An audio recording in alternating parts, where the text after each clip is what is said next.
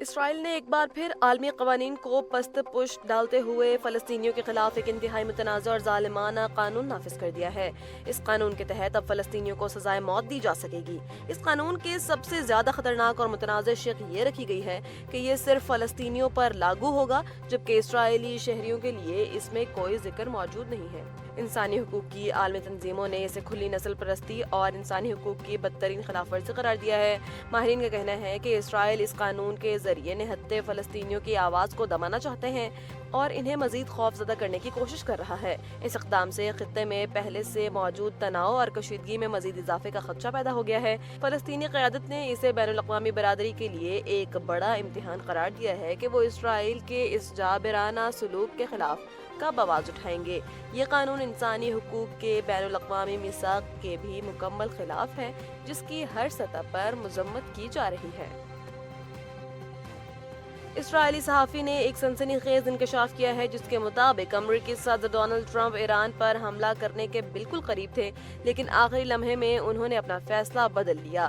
Report کے مطابق Trump نے سعودی ولی عہد محمد بن سلمان، قطر کے امیر تمیم بن حمد اور متحدہ عرب امارات کے صدر زید النہیان سے قریبی رابطے کیے۔ ان خلیجی رہنماؤں نے ٹرمپ کو باور کرایا کہ ایران پر کسی بھی قسم کا بڑا حملہ پورے خطے کی سلامتی کو خطرے میں ڈال سکتا ہے اور اس سے عالمی معیشت پر بھی اثر پڑے گا۔ خلیجی ممالک نے شدید دباؤ اور سفارتی کوششوں کی وجہ سے ٹرمپ نے آخری لمحات میں حملے کا ارادہ ترک کر دیا۔ یہ انکشاف ایک ایسے وقت میں سامنے آیا ہے جب خطے کی سیاست میں بڑی تبدیلیاں دیکھی جا رہی ہیں۔ ماہرین کا کہنا ہے کہ اگر ٹرمپ اس وقت حملہ کر دیتے تو مشرق وسطی میں ایک نہ ختم ہونے والی جنگ کا آغاز ہو چکا ہوتا۔ اس خفیہ سفارتکاری نے نہ صرف ایران بلکہ پورے خطے کو ایک بڑی تباہی سے محفوظ رکھا ہے۔ کراچی کے ناردرن بائی پاس پر ایک افسوسناک ٹریفک حادثہ پیش آیا ہے، جہاں ایک تیز رفتار ٹریلر اور کوسٹر آپس میں ٹکرا گئے ہیں۔ اس حادثے کے نتیجے میں ٹریفک کی روانی بری طرح متاثر ہوئی ہے اور یوسف کوٹ کے مقام پر گاڑیوں کی لمبی قطاریں لگ گئی ہیں۔ عینی شاہدین کے مطابق تصادم اتنا شدید تھا کہ دونوں گاڑیاں سڑک کے درمیان میں ہی پھنس گئیں، جس سے گزرنا مشکل ہو گیا۔ پولیس اور مقامی انتظامیہ موقع پر پہنچ چکی ہے اور ٹریفک کو متبادل راستوں پر منتقل کرنے کی کوشش کی جا رہی ہے تاکہ عام شہریوں کو زیادہ دشواری کا سامنا نہ کرنا پڑے۔ حادثے کے بعد بائی پاس پر ٹریفک کا شدید دباؤ دیکھا جا رہا ہے اور حکام کا کہنا ہے کہ گاڑیوں کو ہٹانے کے لیے بھاری مشینری طلب کر لی گئی ہے۔ کراچی میں اکثر و بیشتر ان شاہراہوں پر ٹریفک کے سنگین مسائل پیدا ہوتے رہتے ہیں اور یہ حالیہ واقعہ بھی اس سلسلے کی ایک کڑی ہے۔ شہریوں کو ہدایت کی گئی ہے کہ وہ متبادل راستے اختیار کریں جب تک سڑک مکمل طور پر کھل نہیں جاتی۔ کراچی کے علاقے قائد آباد میں پولیس اور مسلح ڈاکوؤں کے درمیان شدید فائرنگ کا تبادلہ ہوا ہے۔ پولیس کے مطابق اس مقابلے کے دوران 2 انتہائی مطلوب ڈاکو زخمی حالت میں گرفتار کر لیے گئے ہیں۔ ان ملزمان کو فوری طور پر طبی امداد کے لیے جناح ہسپتال منتقل کر دیا گیا ہے، جہاں ان کی حالت خطرے سے باہر بتائی جاتی ہے۔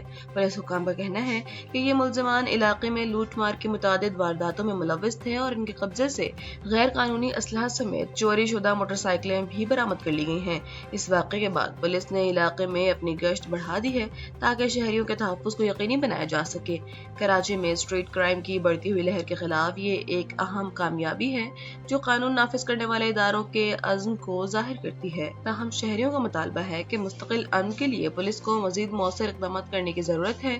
ڈاکوؤں کے فرار ہونے والے دیگر ساتھیوں کی تلاش کے لیے سرچ آپریشن شروع کر دیا گیا ہے۔ گورنر سندھ کامران ٹیسوری نے فیصل ایدھی کے صاحبزادے سعد ایدھی کی گرفتاری پر شدید رد عمل کا اظہار کیا ہے۔ انہوں نے اپنے بیان میں واضح کیا ہے کہ انسانیت کی خدمت کرنے والوں کے راستوں میں رکاوٹیں کھڑی کرنا کسی صورت برداشت نہیں کیا جائے گا۔ گورنر سندھ کا کہنا تھا کہ ایدھی فاؤنڈیشن پاکستان کا فخر ہے اور سعد ایدھی جیسے نوجوانوں کا جذبہ لائق تحسین ہے۔ دوسری جانب سیاسی رہنما نہال ہاشمی کا کہنا تھا کہ پوری پاکستانی قوم انسانیت کی خدمت کرنے والے ہر فرد کے ساتھ مضبوطی سے کھڑی ہے۔ اس گرفتاری سے فلاحی کاموں میں مصروف سماجی کارکنوں میں تشویش کی لہر دوڑ گئی ہے۔ یہ معاملہ سوشل میڈیا پر بھی کافی زیر بحث ہے، جہاں لوگ ایدھی خاندان کے خدمات کو خراج تحسین پیش کر رہے ہیں۔ حکام کا کہنا ہے کہ قانون سب کے لیے برابر ہے، لیکن فلاحی اداروں کے وقار کا خیال رکھنا بھی ضروری ہے۔ اس واقعے نے حکومت اور سماجی اداروں کے درمیان تعلقات پر نئی بحث چھیڑ دی ہے۔ امریکی صدر ڈونلڈ ٹرمپ نے ایران کے حوالے سے ایک انتہائی سخت بیان جاری کیا ہے، جس میں انہوں نے واضح کیا ہے کہ اگر تہران کے ساتھ کوئی قابل قبول یا संजीदा मुआहदा तय ना पाया तो वो किसी भी लम्हे फौजी एक्शन ले सकते हैं। इस बयान के साथ ही अमेरिकी असलहे से लदे दर्जनों बहरी जहाजों की इसराइल आमद ने खित्ते में कशीदगी को उरूज पर पहुंचा दिया है। दूसरी जानिब ईरान ने भी दो टोक मौक़िफ़ इख्तियार करते हुए कहा है कि वो अमेरिकी धमकियों के सामने किसी सूरत पीछे नहीं हटेंगे और अपनी दिफाई सलाहियतों का हर कीमत पर तहफ़्फ़ुज़ करेंगे। तेहरान और वाशिंगटन के दरमियान ये बढ़ती हुई ज़ुबानी जंग अब अमली इक़दामात की तरफ बढ़ती दिखाई दे रही है। आलमी माहिरीन का ख्याल है कि अगर मुज़ाकरात में कोई बड़ी पेशरफ़्त ना हुई तो मशरिक़ वस्ता में एक वसी पैमाने पर जंग छिड़ सकती है। वाशिंगटन ने अपने इत्तेहादियों को अलर्ट कर दिया है, जबकि ईरान ने भी अपने मिसाइल सिस्टम तैयार रखने का हुक्म दे दिया है। ये सूरत हाल आलमी मईशत और तेल की सप्लाई पर भी असरअंदाज हो सकती है। पाकिस्तानी सिक्योरिटी ज़राए ने रियाद में पाकिस्तानी दोस्तों की तैनाती से मुताल्लिक हालिया मगरबी मीडिया रिपोर्ट्स को यकसर मुस्तरद करते हुए उन्हें गुमराहकुन करार दे दिया है। जारी करदा बयान में कहा गया है कि पाक सऊदी दिफाई ताउन को मौजूदा इलाकाई तनाज़ात से जोड़ना हक़ाइक़ के मुनाफी है। पाकिस्तान हमेशा से सऊदी अरब की इलाकाई खुदमुख्तारी और इस्तेहकाम के साथ खड़ा रहा है, लेकिन ताज़ा तरीन रिपोर्टों में किए गए दावे बेबुनियाद हैं। ज़राए का कहना है कि दोनों ममालिक के दरमियान फौजी ताउन कई दिहाइयों पर मुहित है, जो कि सिर्फ तरबियती और मुशावरती उमूर तक महदूद है।